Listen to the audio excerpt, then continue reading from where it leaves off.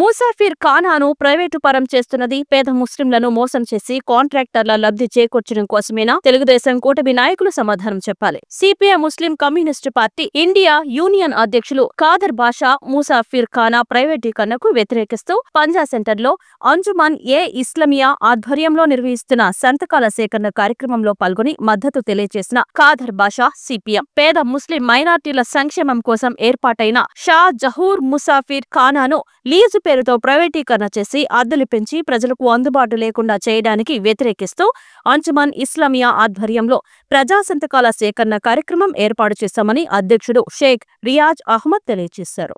షాజోర్ ముసాఫిర్ ఖానా పేద ప్రజలకు షాజోర్ అనేటువంటి వ్యక్తి ఇక్కడ వక్ఫ్కి ఇక్కడ మనకి ఇనాంకి ఇవ్వడం జరిగింది పేద ప్రజల గురించి. అలాగే భారతదేశంలో ఉన్నటువంటి అన్ని రాష్ట్రాల్లో ఉన్నటువంటి పేదలు ఇక్కడ ప్రయాణం చేస్తూ ఉంటారు. దానికి ఇక్కడ వచ్చి కూడా బస చేస్తారు షాజోర్ ముసాఫిర్ ఖానా. ఆ బస కూడా దరిదాపు అది కూడా దూరం అయిపోయింది.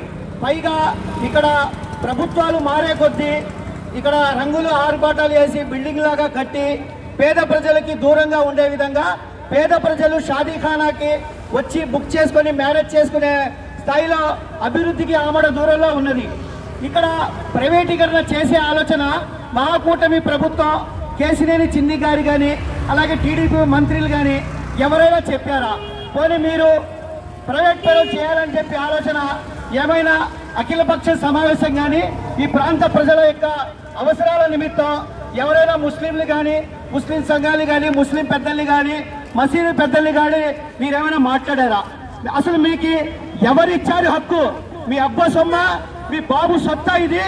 వక్ఫ్ ఆస్తి అంటే పేదల ఆస్తి, అందరికీ అందుబాటులో ఉండాలి. పేదలు ఏ పేదవాడు కూడా చేసుకున్నా కూడా ధరలు నామమాత్రంగా ఉండాలి. మీరు ప్రైవేటీకరణ చేయడం వల్ల వాళ్ళు ఫీజులు పెంచుతారు, షాదీఖానా ఫీజులు పెంచితే పేదవాడు వెళ్ళి షాజోర్ ముసాఫిర్ ఖానా పెళ్లికి వెళ్ళి పెళ్లి చేసుకోవాలంటే అది చాలా రేటు ఎక్కువగా ఉంటుంది. మరి ఎక్కడ వెళ్ళాలి? వాళ్ళు ఉన్నది ఇది కూడా దూరం చేస్తే అసలు చంద్రబాబు నాయుడు అంటేనే ప్రైవేటీజను. మరి అలాంటి ప్రైవేటీకరణ పేరుతో షాజోర్ ముసాఫిర్ ఖానాని ప్రైవేట్ చేసి వేలంపాట వేసి ఎవరిని మీరు ఉద్ధరించాలని చెప్పి చెప్తా ఉన్నారు.